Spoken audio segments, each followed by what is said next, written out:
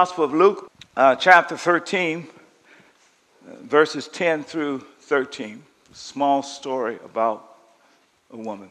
On a Sabbath, Jesus was teaching in one of the synagogues, and a woman was there. Everybody shout, there. And she was crippled by a spirit for 18 years.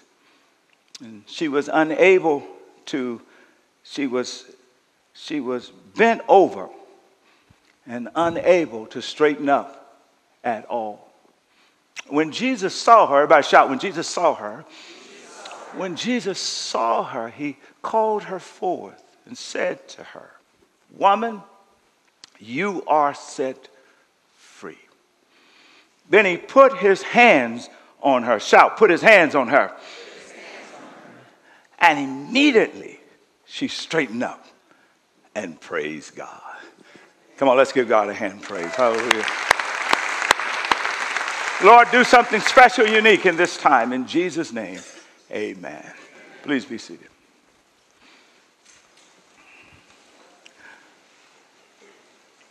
Today I bring to an end our series on finding God in Silicon Valley. And if I really the subject for this message is that there's healing in the valley. I want to talk about the unique role that women play and the complexity of being a woman in the valley. Just begin by looking at this passage. First thing I should point out is the context. A part of the context of this passage is a debate that's happening between Jesus and the religious leaders about what is appropriate and not appropriate on the Sabbath day. Is healing appropriate on the day of worship and teaching? The broader context, however, is really a bigger debate that Jesus is driving, insight rather, which was to suggest, you read about a tree that no longer bear fruit. He was making the point early on that sometimes religion can become fruitless. Jesus is, in the context of this passage, essentially saying he's more than religion. He is a relationship. And so Luke focuses our attention on him and this woman. That's the context. Everybody shout context. The second thing to note is that the passage starts off in a really fascinating way. It says that Jesus is teaching in a particular synagogue, doesn't name the synagogue. And I should point out here that we are sitting in a synagogue. Let's give God a hand praise. We're celebrating Christians sitting in a synagogue worshiping. And back in that day, if you were in a temple, the women sat over here and the men sat over there. But in a synagogue, everybody sat together. And so there was a huge crowd in this synagogue as Jesus was essentially the guest speaker for the day. And Luke wants to call our attention to a particular woman. He says, and a woman was there. Everybody shout there. There. Tell the person next to you, I'm so glad that you're there in that seat. Come on, tell them, I'm so glad. Come on. Turn to the other person. Say, I'm so glad that you're there. I'm so glad that you're there. Just think how the story would have been different for this woman had she not been there. Had she been some other place on that particular Sabbath day, which for the Jewish community is on a Saturday, her story would have had a different ending. But thanks be to God, she was there. Thanks be to God, you are here today. And let's think about this woman in the text. It dawns on me that her being a woman in that culture, not unlike in this culture, was full of complexity. Can everybody shout complex? It does not declare she could have been she simply noted as a woman. She could have been a mother or not. She could have been a wife or not. She could have been a widow or not. But whatever role she filled, we know that for some she was simply seen as a piece of property. For others, she was simply related to as a sex object. And yet for others, she was a part of the family. She was somebody's daughter at the very minimum, a complex role. As I think today about Mother's Day, the women that are here, my fondest memory growing up on Mother's Day, when we go to the church, and the ladies in the Baptist church that I grew up in, they would come all dressed in white. And the thing that I remember most about those days were the hats. Everybody shout hats. Those hats, there were big hats and small hats, hats all over the place. And a lot of them were wide rim hats, and you know, there's 2 or 3 women sitting in front of you. You move that way, the hat moved that way. You move that way, the hat moved that way. You couldn't see the preacher. And don't get too close, because they were wide rim. They cut you. Be careful. Be careful. Be careful.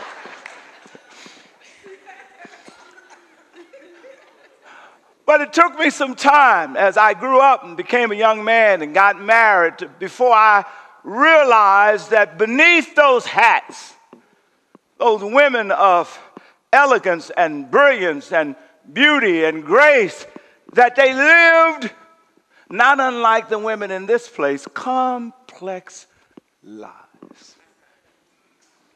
Everybody shout complex. I'll give you a couple examples. My wife, whenever she prepares to speak before you all, or when she's preparing to speak in a professional public setting as a medical doctor, and if it's a big deal, sometimes it takes her all week to figure out what she's going to wear. She's going through the closet, laying out, and I'm just saying to her, baby, that's really good. That's oh boy, you look good in that. You should wear that. And she said, oh no, I know I'm not wearing that. Took me some time, the guys, we make a big deal. We used to say, oh, well, women, they just can't make up their mind and this and that and so forth and so on. But the reality was, and it took me some time to learn this, the reality was that what Rhonda had to teach me is that when you get ready to be a public speaker as a woman, it's far more complicated. That if you dress too cute, too sexy, then the people, they're not taking you seriously. If they're watching other stuff rather than listening to what you're saying. Come on now.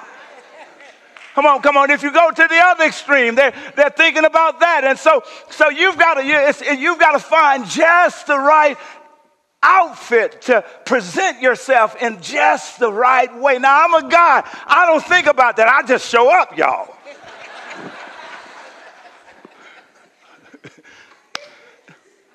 Can you say complex? It's complex for women in the valley. I talked to a woman by the name of Denise Young Smith the other day. She was the highest ranking female and African American, both in Apple for years, reported to Steve Jobs, and had a stellar career. And I talked to her about this on yesterday, what it was like to be a female in the valley, if you will, in the context. And she said to me, well, first of all, let's just be clear about it, that the industry at large is still dominated by men, male and white. That's how she described it. And she says, and it's unique. So she just started telling me some stories about how it's complex for women. She told me a story about one of her friends who was the CEO of a major business, and the friend said that when she entered the room, all the other guys were there and from these different companies, and they just related to her as though she was from the CEO's office. She was just a girl from the office, And so that's how they engaged her and had conversation with her. And how shocked they were when it came time for the CEO to go up on the stage, and she went up on the stage. Can you say complex? Complex. Denise said that it's super complex. She said that if you're in an industry and you're a woman, that so often you hesitate in taking the lead and putting your ideals out there because if you're wrong, you're overly scrutinized. And so often she said women, when they want to ask a question or raise a point, they start off by apologizing. They say, I'm sorry, but can I ask this question? Or I'm sorry, but can I make this point? Why? I'm sorry. He say complex. All that's tied to what it means to be a woman in the valley. And so we see that the complexity in its own right in this woman in the text. But the writer wants us to see, if you're reading this in the actual Greek, the actual Greek begins verse 11 with the words, he actually says, behold. Everybody shout, behold. Behold, in other words, and you can pick it up in the New King James Version, for behold, there was a woman there. In other words, take note. I want you to pay particular attention to this particular woman, because what Jesus does with this woman is going to have implications for all the other women in the synagogue. Watch this. What Jesus does with this woman will also have implications for all the other men in the synagogue. Pay attention to this woman. This woman. Shout, this woman. This woman. Then Luke begins to describe her. He says that she has been crippled by a spirit for 18 years. Well, she's more than 18 years old, so the first insight is that she wasn't always crippled. That there was a time when life was, in a sense, straight for her. But then around the 18th year, something happened. Can you shout something happened? We don't know what it was, but whatever it was, left her bent over.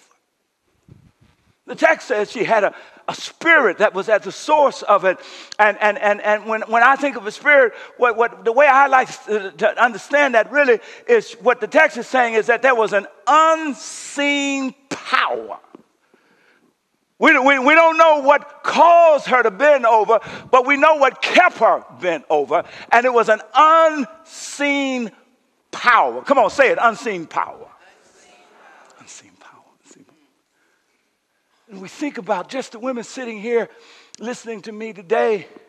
You know, there was some time ago, something happened for some of you. And I know mothers who, on Mother's Day, it's such a painful, because some years ago, they had a child to die. Maybe of violence or of disease. And in its own way, it left the mother bent over. For some others, there's something happened was really a wonderful thing. Your career took off, right? And you found yourself scaling the ladders of success. But what most people don't know is the dialogue that goes on inside of you every day as your career is moving up. And the dialogue is something like this. Should I be home more? Should I be available more? Should I be... am I home enough? Am I available enough? Am I accessible to my kids and my family enough? And so essentially the question that is going on inside of you is really the question, am I enough?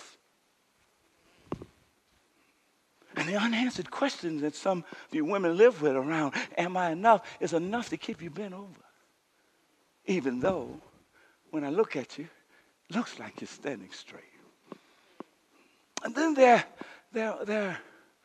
are the mothers who are at home by choice. I mean, at home because you have the resources to be home with your kids. But what people don't know is that while you love your kids, there's a part of you that feel diminished because you're not in the work world. And then there's the mother who's at home by choice. However, when other mothers see her, they look down their nose at you as though that's all you do. And in all of these different categories, ladies, the fact of the matter is there is some shame or some guilt or some worry or some fear that has you bent over. There is the single woman who is really past the childbearing age. Maybe it just happened a couple years ago, and even if she got married today, she wouldn't be able to give birth to a child. Or there's a couple that just discovered that there's infertility in their lives. At the end of the day, life has a way of leaving us bent over. Whatever the category. The text says that she was bent over. Actually, the literal translation is that she was bent double. Everybody shout, bent double. Means that she was straight like this at one point, but then to be bent double means to go as low as possible. Bent double. It suggests that there was a time in her life when she was open, when she was trusting, when she really believed, but because life hurts, come on now, and life has a way of wounding us deeply that it caused her to bend double. It caused her to become, in a sense, it has caused some of you to become closed and controlling and fearful. Bent double. Can you say bent double? It was bent double. She could not straighten up. Then comes some good news. Shout good news. Good news, good news, good news. I love this. Here she is. She's been double, and most likely she's in a packed synagogue because Jesus is the guest speaker, and everybody wants to see him. He's at the height of his popularity, and I'm sure she doesn't want to be seen. She just wants to be in the crowd. I'm sure, like some woman that God is speaking to, even through this message this morning, she doesn't want to be seen. She just wants to be in the crowd because, after all, she's bent over, and so she feels a sense of shame and worry about how she's going to be perceived, and so she's probably somewhere in the crowd. But the text says that as Jesus is teaching, he sees her. Tell the person next to you, Jesus sees you. He sees you. He sees you. And then when Jesus sees you, he doesn't just see the external. Come on now. He sees all of you. And what I like about Jesus, the only reason I'm up here preaching today, is that Jesus has the ability to see some folk that are invisible to others, but he sees them, y'all. He sees them. He sees you. Go ahead, celebrate that. That's right. He sees the invisible. He sees you. He sees you. And notice the text does not suggest that the woman asked for any help. As a matter of fact, she's trying to stay out of his sight. But he sees her, and then Jesus takes the initiative. Watch this. He sees her, and he calls her forward. It tells her to come forth. Now notice, he does not call her by name because he doesn't know her name. He doesn't say, Susan, come here. Secondly, the text does not say he points at her, because you would think he would at least point at her and say, you, come here. The text doesn't say that. The text says he looks at her and calls her forward. Well, now, I had to go back to my childhood to get this, and I kind of understand what he means at this moment. When my mom used to take me to church long before the church was in me. Anybody know what I'm talking about? Come on now. And she was what we call an usher. We call them host here, but it was what we call an usher on post. And she'd be at the back door, and I'd be somewhere midway. Come on now. And it'd be in a crowded place like this, and I figured she can't see me. And so because she can't see me, I'm whispering and talking. In her words, I'm clowning the fool. Come on now. And I might be doing all kinds of crazy stuff, but everybody else singing, and I'm clowning the fool, right? But then something cold hits my back. And nobody else notices it. Nobody else knows it, but I feel it. Something cold had hit my back. And so I gradually turn around. And when I gradually turn around, come on now, I catch my grandaunt. Her eyes are right on me. It's amazing how she could communicate with her eyes. Come on now. She could say a whole paragraph and never open her mouth. That's what happened, I believe, that when the woman looked up, Jesus' eyes of grace, Jesus' eyes of love, Jesus' eyes of hope was right on her. And when he said, come forth, she knew exactly talking to her. Just think about the courage it took for her to leave her place in a crowdedness and to come out in front of everybody. And notice, as she is walking on Mother's Day, Jesus declares before she gets to him, you are set free. The first insight that comes from that basic point is that part of how we are set free from the woundedness and from those dialogues that we don't discuss with anybody else. Part of how we're set free from that unseen power that is influencing us and keeping us bent. Part of how we're set free is for us to be prepared to expose what we've kept secret. Come out in front. So he calls this woman. But as he calls this woman, he's not just dealing with her. He's teaching all the other women. And he's dealing with all the other men. Let me suggest, come on now, that the men in the place, some of them was bent too.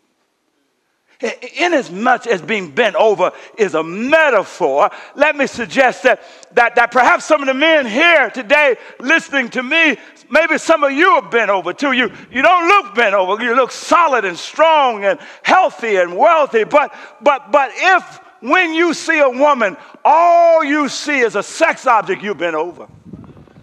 If when you see a woman, all you see is somebody to come home and wash the dishes and carry the kids, you've been over. If she's good enough to sleep with and to stay with but not marry, you've been over. You've been over. Jesus says, I want to deal with this woman, but I want to deal with everybody who's been over. He says, watch this. Here's where the text gets rich. Shout good news. All right, watch this. So the healing in the text has two steps. First, he pronounces her, you are set free. But she hadn't gotten to him. She's en route. And she's still bent over. She hasn't straightened up. And then the text says, in verse 13, it says, then he puts his hands on her. Say it with me. Then he puts his hands on her. Now, when I first read that text, all of the negative connotation of men putting their hands on women comes to surface. I remember my grandaunt, she'd tell me when I was growing up, she said, boy, I don't care if you ever get in a fight with a girl, don't you put your hand on the girl. That was her way of saying, don't you ever hit. If you want to demonstrate what kind of man you are, show your manhood by your restraint. That's what she would tell me. Come on. And so when you think about it, when you hear this, the first thing that you read, when you say, he put his hands on her. The first thing, if you're a woman, I'm sure you think about all of the negative experiences where men have put their hands on you and violated you and abused you physically and sexually and otherwise. You think of the times where men have put their hands on you. You went to a doctor and for health to take care of you, and he put his hands on you wrongly. You went to your CEO for a promotion, and he put his hands on you wrongly. You came to your pastor for counseling, and he put his hands on you. I just want to take just a moment and say, because I know that this has happened in churches, and some of my colleagues, my senior pastor colleagues, men of power, some of the youth pastors have put their hands on young women wrongly. And some of you are saying, look, it was my fault. And you're tied up, bound up by the faith, by all of the guilt. But let me just remind me, I told my staff this just last week as we were talking about this dynamics. I said, listen, the one who has the power, the pastor, the boss, come on now, that whoever has the power, that's the one who has the responsibility to protect and not wound. Come on now. his hands. So when we first read this, we get that imagery. Oh, but then we realize we're not talking about our ex-boss. Come on now. We're not talking about a wayward pastor. We're not talking about a misfit doctor. Come on now. We're talking about Jesus, y'all. Come on now.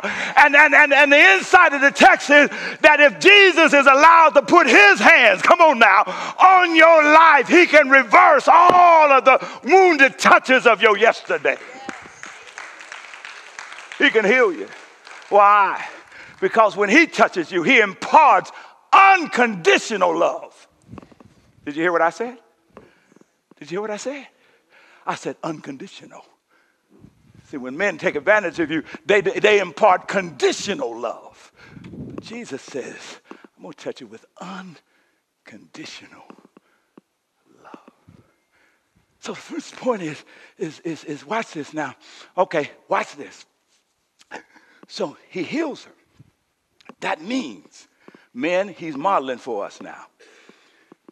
In order to heal her, he's using his power. He's using the authority that comes because he's not only fully human, he's fully God. And he has some power and he has some authority. And so when Jesus puts his hand on this woman, remember, she didn't initiate it. He saw her by compassion and he saw her sense of purpose. And he engages with her. He uses his authority and power, come on now, to set her free, to elevate her, to bless her. So men, come on now, what is he teaching those of us who have power and influence and authority? He said, look, come on, you can help women heal by using your authority to bless them, to elevate them, to help them to get to the next level. How you use your authority can be a part of their healing. All the men in the house say, I hear you, Pastor, I hear you. Come on. How you use your authority. But then comes another insight from the text. Watch this. I like this. Since Jesus is a man who's using his authority appropriately and is helping to heal what has historically been wounded, he reminds all of us, listen up, ladies, that not every man is a bad man. Come on, not every man is a dog. Come on now. Not every pastor is running after somebody else. Come on now. Not every doctor is trying to take advantage of you. Not every man is a bad. As a matter of fact, this place is full of some good men. Come on now. Good men who are fathers to their kids. Good men who show up and sacrifice for their wives. Good men who are sons for their mothers. Thank God for good men.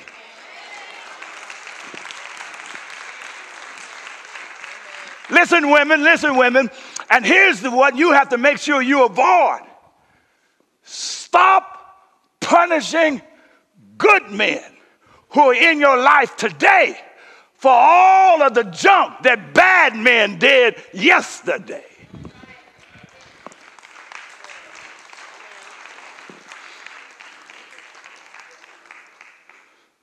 Recognize the good men, the bosses, the good men, the people who are trying to help you make it.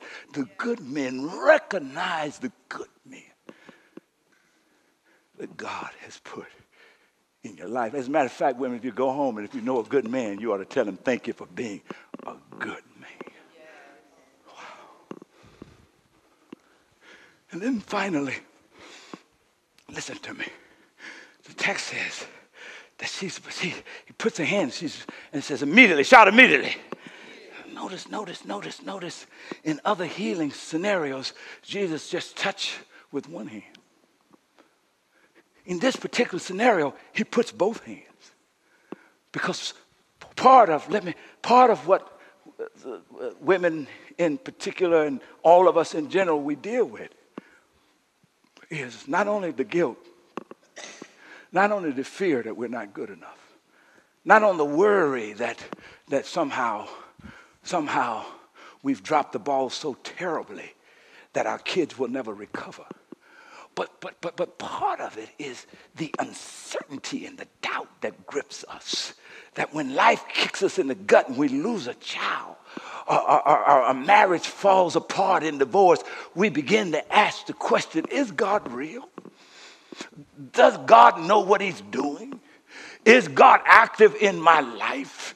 Can God actually redeem bad and bring good out of it? Does God know my name? Has he passed by my address anytime recently? Does he live in my neighborhood? Does God know who I am? And he says use both hands. I'll tell you why. Because when I was in college and was in politics in college, and I was asking for people to vote, I'd reach out. I learned the difference between shaking hands. One person, you can shake somebody's hand like this. Say, how you doing? He said, fine. That's a casual shake. But if you really wanted to assure them to be confident, you take both hands. And you say, now you can trust me. Come on now. You ought to vote for me because I got both hands. Come on now. This is the affirmation. I've got you fully in my grip. Come on, both hands. Say both hands. Both hands communicate something. And here's what Jesus has said. Come on now. Jesus has said, I'm going to put both hands on you because I want to assure you that you can trust my love. Y'all ain't listening. You can trust my forgiveness. You can trust, come on, the hope that I offer. Even though I haven't answered all your questions, yes, I'm for you. Yes, I love you. Therefore, you are set free. Come on, everybody shout, from what? Come on, ladies. He's saying you're set free from having to be perfect. You ain't listening. Come on, she's bent down. Come on now. He said you're set free from having to be a perfect mom and a perfect career person. You're set free. Just be faithful. Come on now, and I'll handle the rest. Come on, shout set free.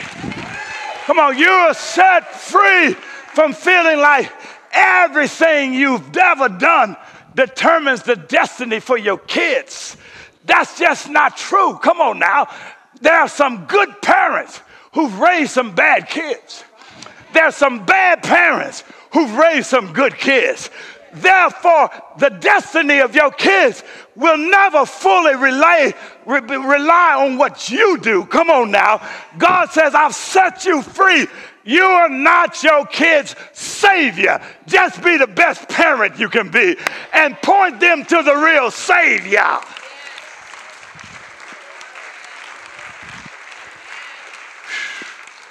Shout, set free. From what? From beating yourself up again and again and again for stuff that God declares. Come on now. Even if you make a mistake, just confess it and let it go because God says, I've let it go.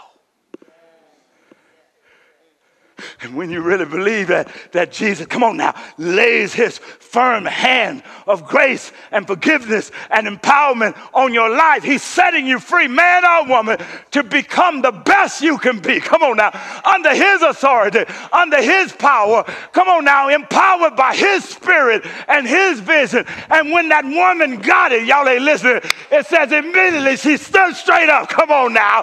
She was set free to be who God called her to be. And she stood straight up, praising God. Praising God. Praising God.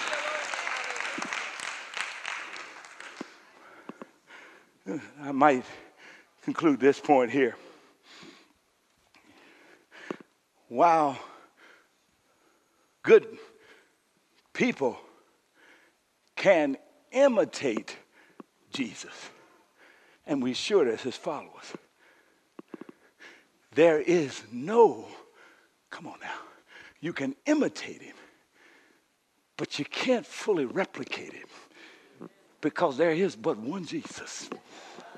So I just want to say, before you come to the man, come on, before you go to anybody else, go to Jesus and hear the message that comes from him. Because if Jesus loves you, you can handle all the haters in the world. Come on. Go to Jesus. Because if Jesus has grace for you, you can let your guilt go. Go to Jesus.